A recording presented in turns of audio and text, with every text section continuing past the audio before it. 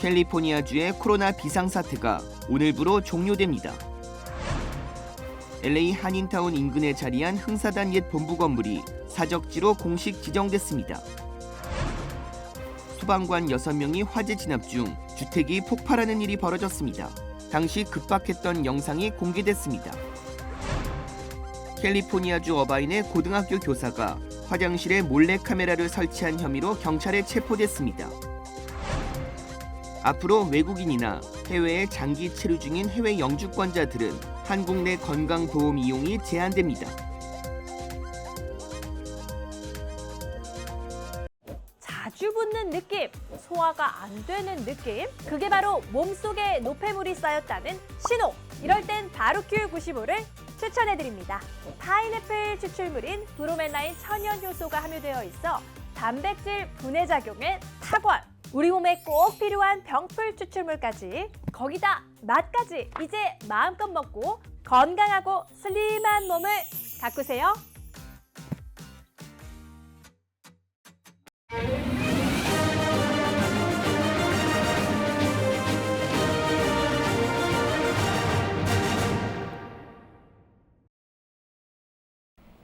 시청자 여러분 안녕하십니까? KBS 아메리카 뉴스입니다. 반도체 기업의 국내 투자를 장려하겠다며 50조 원이 넘는 정부 보조금을 내건 미국 정부가 보조금을 받을 수 있는 조건을 공개했습니다.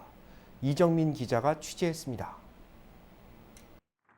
지난해 8월 반도체 기업들이 미국에 투자하게 하겠다며 390억 달러, 우리 돈 50조 원 넘는 보조금을 법으로 지정한 미국 정부. 보조금을 받고 싶은 기업들의 신청을 받겠다며 75페이지에 달하는 공고를 통해 지원 조건을 공개했습니다. 지원금을 주는 법의 목적은 미국 경제와 안보를 위한 것이고, 특히 안보를 위해서는 반도체의 안정적 장기 공급이 필요하다며 미국 정부의 반도체 시설 접근을 허용할 기업을 찾고 있다고 밝혔습니다. 반도체 시설은 기술 노출을 우려해 공개를 자제하는 게 일반적이지만 무기 시스템에 쓰일 수 있으니 군의 접근권을 명시하겠다는 겁니다. 보조금을 신청할 때 적어낸 예상 수익을 크게 웃도는 이익을 거두면 수익을 미국 정부와 공유하자는 내용도 포함됐습니다. 거둬들인 수익금은 미국 반도체 생태계 강화에 쓸 거라고 했습니다. Our vision at the end of this initiative is to make it so that the United States of America is the only country in the world where every company capable of producing leading-edge chips will have a significant R&D and high-volume manufacturing presence in our country. 국가 안보를 우려할 수 있는 나라에서 제조 능력을 확대할 수 없다. 첨단 기술 개발을 위해 이들 나라의 기업과 제휴 관계를 맺으면 안 된다는 내용도 포함됐습니다. 중국, 러시아의 공장을 증설하거나 제휴할 경우 보조금 대상에서 제외된다는 얘기입니다. 미국 정부는 2030년까지 미국에 최소 2개의 대규모 최첨단 반도체 특화단지를 만드는 걸 목표로 하고 있습니다. 한국 기업들 중에는 삼성전자와 SK하이닉스가 공개된 조건을 토대로 보조금 신청을 검토하고 있습니다. 워싱턴에서 KBS 뉴스 이정민입니다. 캘리포니아주의 코로나 비상사태가 오늘부로 종료됐습니다. 비상사태가 선포된 지 3년 만의 일입니다. 캘리포니아주 게빈 뉴섬 주지사는 오늘 비상사태를 공식 종료한다고 밝혔습니다. 비상사태 종료로 검사와 백신 접종 등 주정부 차원의 지원도 대폭 축소되는데 연방정부 차원의 인도적인 지원은 유지됩니다. 주정부 식료품 지원 프로그램인 칼프레시에 대한 지원도 축소됩니다. 팬데믹 기간에 지급되던 추가 지원금이 다음 달 중 끊기는데 금액은 $160 상당입니다. 코로나 비상사태는 확진자 급증으로 의료 붕괴 사태가 예고되며 지난 2020년 3월 4일 선포됐습니다. 비상사태가 종료된다고 해서 팬데믹 사태가 종식됐다고 보긴 이릅니다. 지난 일주일간 코로나19 일일 확진자는 600명에서 1,700명 사이를 오갔고 사망자도 적게는 하루 8명부터 많게는 18명까지 나왔기 때문입니다. LA 한인타운 인근에 자리한 흥사단 옛 본부 건물이 사적지로 공식 지정됐습니다. 한국의 해외 독립운동 역사를 기념하는 흥사단 단소가 사적지로 지정됐습니다. LA 시의회는 오늘 흥사단 단소 사적지 지정안을 만장일치로 통과시켰다고 발표했습니다. LA 시의회 12지구 존 리 의원은 한국 독립운동의 역사를 보존하는 데 LA 시의회도 뜻을 함께했다며 역사적인 건물을 사적지로 보존할 수 있게 된 것을 매우 기쁘게 생각한다고 밝혔습니다. 흥사단 단소는 지난 1929년부터 1948년까지 독립운동을 위한 흥사단 본부로 활용된 건물로 지난 1979년 재정위기로 매각됐다 지난 2021년 재개발을 위해 철거될 위기에 놓여 있었습니다. 흥사단, 도산 안창호 기념사업회, 대한인 국민회는 LA 총영사관의 도움으로 철거 방지를 위한 운동에 돌입했고 지난달 국가보훈처가 건물을 매입하며 위기를 모면할 수 있었습니다. 주택가 화재 신고로 출동한 소방관들이 집안에 진입하자마자 폭발이 벌어졌습니다. 당시 급박했던 상황이 공개됐습니다. 보도에 김경일 기자입니다. 공공기록법 요청을 통해 최근 입수된 경찰 보디캠 영상입니다. 소방관 6명이 집 안으로 들어갔고 입구에 1명의 소방관이 서성입니다. 이때 경찰들은 집 주변을 통제하고 있었는데 갑자기 집이 폭발합니다. 잠시 정신이 없던 경찰관들은 이내 호수를 들고 소화전을 향해 달려갔고 의료진을 부르는 등 다급한 상황이 이어집니다. 폭발을 지켜본 경찰들은 소방관 6명이 모두 숨졌을 것이라고 생각했지만 기적적으로 6명 모두 집 밖으로 빠져나오기 시작했다고 설명했습니다. 소방국은 지난 1월 14일 새벽 뉴저지 폼튼레이크 지역 주택가에서 연기가 난다는 신고를 받고 소방관들을 현장에 출동시켰고 집 안으로 들어간 지 채 1분도 지나지 않아 집에서 폭발이 발생했습니다. 당시 소방관들은 2명씩 3팀으로 나눠져 연기가 나는 집안 지하실로 들어갔는데 다행히 위층 쪽에서 폭발이 발생해 1명씩 지하실에서 뒷문으로 빠져나올 수 있었습니다. 폭발 위력으로 볼 때 인명피해가 발생할 수 있었지만 6명 중 2명만 화상 치료를 위해 병원에서 치료했을 뿐 모두 생명에는 지장이 없었습니다.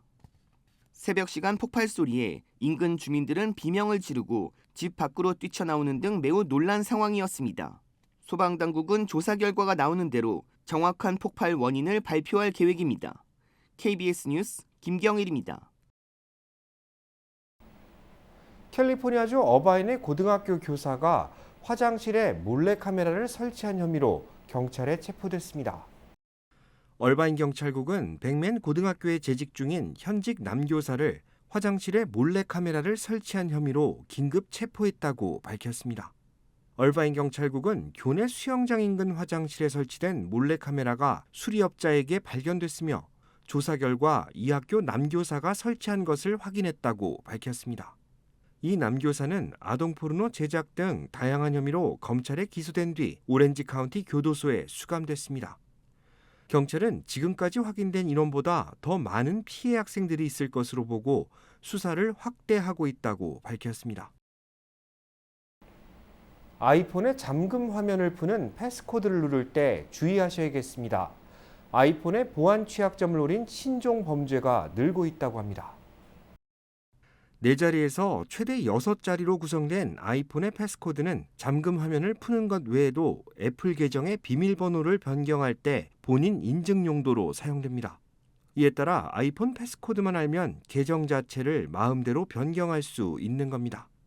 2명 이상으로 구성된 절도범들은 시끄러운 공공장소에서 몰래 패스코드를 훔쳐본 뒤 주의를 분산시키고 아이폰을 훔칩니다. 이어 아이폰의 애플 아이디를 변경하고 아이폰 찾기 기능을 해제해 원소유자의 접속을 차단한 뒤 은행 계좌나 애플페이, 벤모 등을 통해 돈을 빼가는 수법을 사용하고 있습니다. 일부는 애플 크레딧 카드를 개설해 신분을 도용하는 경우도 생기고 있습니다. 보안 전문가들은 폰에 설치된 금융 관련 애플리케이션은 비밀번호 방식이 아닌 안면 인식 기술인 페이스 아이디를 통해 로그인할 수 있도록 설정하는 것이 보다 안전하다고 조언했습니다. 앞으로 외국인이나 해외에 장기 체류 중인 해외 영주권자들은 한국 내 건강보험 이용이 제한됩니다. 한국보건복지부는 건강보험정책심의위원회를 열고 인구 고령화에 따른 건강보험 재정 악화를 막기 위한 방안들을 확정했습니다. 이 가운데 외국인이나 영주권자 관련 항목을 살펴보면 외국인 피부양자의 경우 외국인 지역가입자와 마찬가지로 체류기간 6개월 요건이 도입됩니다. 현재 외국인 피부양자는 한국 입국 즉시 의료 이용이 가능하지만 앞으로는 필수 체류 기간을 규정해 의료 목적의 입국을 방지하겠다는 겁니다. 이에 따라 한국인 건강보험 가입자의 외국인 장인이나 장모, 성인 자녀 등은 다른 요건을 충족하더라도 입국 후 6개월간 피부양자 등재가 불가능하게 됩니다. 다만 배우자나 미성년 자녀는 현행대로 입국 즉시 건강보험 적용을 받을 수 있습니다. 장기간 해외 체류 중인 국외 영주권자가 지역 가입자로 한국에 입국한 경우에도 입국 후 6개월이 지난 뒤부터 건강보험이 적용됩니다. 해외 유학생이나 주재원 등 비영주권자는 현재와 같이 입국 즉시 건강보험을 이용할 수 있습니다. 한국 정부는 이 같은 방안을 보건사회연구원의 기초연구와 함께 검토해 오는 9월 중 제2차 종합계획 형태로 발표할 예정입니다. 튀르키예와 시리아 대지진으로 피해를 입은 이재민들을 돕기 위한 한인 사회의 정성이 모금되고 있습니다. 보도에 윤범수 기자입니다. 오늘 오전 민주평통 LA 협의회 사무실, 화상 연결을 통해 튀르키예 현지 한인 피해 소식을 전해들을 수 있었습니다. 불행 중 다행으로 지진이 한인 밀집 지역을 비켜나 직접적인 인명 피해는 보고되지 않고 있지만 재산 피해는 적지 않은 것으로 전해졌습니다. 교회가 하나가 전소가 됐고 문화센터가 많이 건물이 손상을 입었고요. 나머지는 교민들이 살고 있는 집이 많이 손상을 입어서 그 집에서는 현재 다 사실 수가 없는 걸로 알고 있습니다. 민주평통 LA 지역협의회는 열흘 동안 평통위원들을 중심으로 모금한 성금 13,700달러를 즉석에서 현지로 송금했습니다. 전달된 성금은 한국마을이라는 이름으로 피해 이재민들을 위해 투입될 예정입니다. 그래서 이재민들이 살 수 있는 시설, 컨테이너를 이용한 주거시설을 마련하는 데 이 성금이 사용될 겁니다. 한인 교계의 지원도 이어지고 있습니다. 벨리 노스리치 지역의 대형 한인 교회인 에브리데이 교회는 지난주 단일 기부로는 거액인 14만 7천여 달러를 LA 한인회에 전달하기도 했습니다. 이에 힘입어 LA 한인회가 보름 동안 모금한 누적 성금액은 당초 예상치보다 훨씬 많은 22만 달러를 기록했습니다. 한인회는 오늘로 1차 성금 모금을 마감하고 다음 주 유니세프 측에 직접 성금을 전달할 예정입니다. 그냥 오셔가지고 도와주신 분도 계시고 또 큰 교회에서 교인들 전체가 나서서 그 헌금을 하셔가지고 모아온 분들 계시고 저희가 이렇게 대지진을 겪었던 노스리치 지진을 겪었던 경험이 있기 때문에 LA 한인들께서 이 지진에 대한 피해자들을 돕는 그런 마음들이 좀 남다른 것 같습니다. 기업 단체 교계에 개개인들의 크고 작은 정성들까지 모여 이재민들을 돕기 위한 한인 사회의 노력은 지속적으로 확대되는 모습입니다. KBS 뉴스 윤범수입니다. 민주당에서 차기 대선에 도전하는 첫 번째 주자가 나왔습니다. 반면 공화당은 다수의 예비 후보자들이 출마를 시사해 민주당과 상반되는 모습을 보이고 있습니다. KBTV 김은지 기자입니다. 2024년 대선을 앞두고 세계적인 자기개발서 작가이자 안티백서로 알려진 마리안 윌리엄슨이 대선 출마를 선언했습니다. 윌리엄슨은 지난 24일 자신의 지지자들에게 보낸 이메일을 통해 화제에 오르려고 나 자신을 내던지는 게 아니다. 우리 역사의 비정상적인 한 장을 마무리하고 새로운 시작을 열기 위해 대통령직에 도전하겠다고 선언했습니다. 조 바이든 대통령은 아직 재선 도전을 공식 표명하지 않아 윌리엄슨이 민주당 내 첫 출마 선언자가 됐습니다. 윌리엄슨은 4년 전 민주당 대선 경선에 참여한 25명의 경선 후보자 중 한 명이었으나 12달 동안 이어진 여론조사에서 평균 한 자릿수 지지율을 기록하며 2020년 1월 중도 하차했습니다. 세계적인 작가답게 윌리엄슨은 미국인의 영적 교사로 불리며 정신수양 분야 베스트셀러 작가로 활발하게 활동했습니다. 한편 미 공화당 내에선 잠룡들이 본격적인 몸풀기에 들어갔습니다. 트럼프 전 대통령과 니키 헤일리 전 주 유엔 미국 대사, 바이오 기업 로이반트 사이언스를 창업한 인도계 이민자 2세인 비백 라마스와미가 대선 출마를 공식 선언한 데 이어 마이크 펜스 전 부통령도 대선 출마를 시사하고 론 디센티스 플로리다 주지사가 신간을 출간하면서 당내 대선 구도가 한층 치열해지고 있습니다. 경선 불판이 달궈지고 있는 공화당과 달리 민주당은 바이든 대통령의 재선 도전 선언이 나오지 않으면서 비교적 잠잠한 모습입니다. 바이든 대통령의 출마 선언이 늦어지자 고령이기에 출마를 포기하는 것일 수도 있다는 관측이 나오고 있지만 지난 27일 질 바이든 여사는 AP통신 기자에게 바이든 대통령이 가까운 시일 내에 대선 출마를 공식 발표할 것이라며 이를 일축했습니다. 지금까지 민주당 대선 경선 주자는 마리안 윌리엄슨 한 명에 불과하며 이는 민주당 경선 경기장엔 아직 바이든 대통령에 대항할 만한 중량감 있는 후보는 나타나지 않은 것으로 풀이됩니다. KBTV 뉴스 김은지입니다. 2024 대선 여론조사에서 바이든 대통령과 트럼프 전 대통령이 맞붙을 경우 트럼프 전 대통령에 조금 더 유리하다는 결과가 나왔습니다. 에머슨 대학이 유권자 1,060명을 대상으로 실시한 여론조사 결과 바이든 대통령은 트럼프 전 대통령과의 양자 대결에서 42%의 지지를 얻었습니다. 트럼프 전 대통령은 46%로 4%포인트 앞섰습니다. 지난달 같은 조사 때보다는 1%포인트 차이가 더 벌어진 것입니다. 반면 공화당의 떠오르는 주자 디센티스 주지사와의 양자 대결에서는 바이든 대통령이 4%포인트 차로 앞섰습니다. 공화당 당내 가상 경선에서는 트럼프 전 대통령이 55%의 지지를 받으며 25%의 지지도를 나타낸 디센티스 후보를 눌렀습니다. 민주당 지지층을 상대로 한 조사에서는 바이든 대통령이 차기 대선 후보가 되어야 한다고 답한 유권자가 71%에 달했습니다. 빅테크 기업들의 대규모 해고가 이어지며 전문직 비자를 보유한 노동자들이 추방 위기에 몰리고 있습니다. KBTV 전상희 기자가 취재했습니다. 워싱턴 포스트는 구글과 메타, 아마존 등 빅테크 기업에서 수천 명씩 해고되는 등 IT 업계 전체에서 구조 조정이 진행되면서 H-1B를 가진 외국인 노동자도 다수 해고된 것으로 보인다고 보도했습니다. H-1B 비자 노동자들은 취업 기간에만 미국에 머물 수 있으며 실직한 경우 60일 안에 새 일자리를 찾지 못하면 추방됩니다. 빅테크에서 해고된 이민 노동자들은 추방을 면하려고 새 직장을 구하고 있지만 IT 업계에서 일시에 대규모 해고가 이루어져 재취업도 쉽지 않은 상황입니다. 전문직 취업 비자를 둘러싼 이런 혼란에 대해 일부 민주당 의원들과 사회단체는 국토안보부와 이민국에 H-1B 비자 소지자가 직장을 잃을 경우 미국에 머물 수 있는 기간을 60일에서 120일로 늘려달라고 요구하고 있습니다. 그러나 우르자두 이민국장은 NISU 하원 의원에게 보낸 서한에서 유예기간 연장에는 제도 개정이 필요하다며 해고된 이민 노동자들은 대신 관광비자 같은 다른 비자를 신청해 시간을 벌 수 있다고 전했습니다. 실리콘밸리가 지역구인 애슈 의원은 그러나 자두국장의 서한은 해고된 전문 기술직 이민 노동자들이 직면한 문제에 전혀 답을 주지 못하고 있다며 지금은 긴급 상황이고 그들에게는 시간이 없다고 지적했습니다. 국토안보부의 2019년 통계에 따르면 미국 내 H-1B 비자 소지자는 모두 60만 명에 이르는 것으로 추정됩니다. 워싱턴 포스트는 이민 관련 단체 등이 국가별 영주권 신청자 제한을 없애라고 요구하고 있고 의회도 수년간 국가별 영주권 신청자 수를 늘리거나 상한선을 없애려 시도했지만 구체적인 방안에 대한 이견으로 실패했다고 전했습니다. KBTV 뉴스 전상입니다.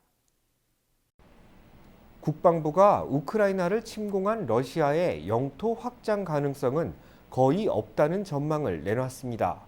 김기현 기자가 보도합니다. 미 국방부가 우크라이나 전쟁과 관련해 내년까지 러시아의 점령지 대폭 확대 가능성은 거의 없을 것이라고 전망했습니다.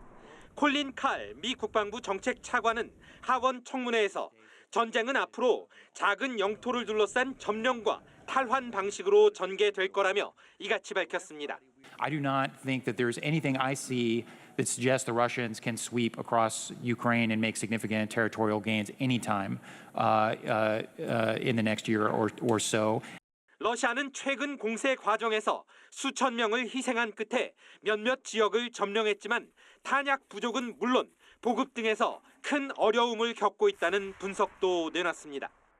미국은 다만 중국의 러시아 지원 가능성을 예의주시하면서 연일 경고의 목소리를 높이고 있습니다. 아직 현실화된 것은 아니지만 중국이 실제 무기 지원에 나설 경우 전황의 급격한 변화가 불가피하다고 판단한 결과입니다.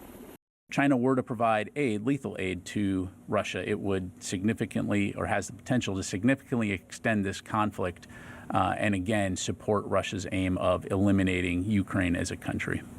중국이 전쟁 확산 여부를 가늠할 중요 변수로 떠오르면서 제재와 지원 등 바이든 정부가 내놓게 될 추가 대책에 관심이 쏠리고 있습니다. 워싱턴에서 KBS 뉴스 김기현입니다. 러시아 본토 곳곳에 드론을 활용한 공격 시도가 발생했습니다. 푸틴 대통령은 연방보안국에 방첩 활동을 강화하라고 지시했습니다.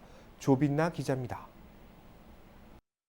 현지 시각 28일 오후 모스크바에서 동남쪽으로 120km 떨어진 콜롬나 지역에서 드론 한 대가 추락한 채 발견됐습니다.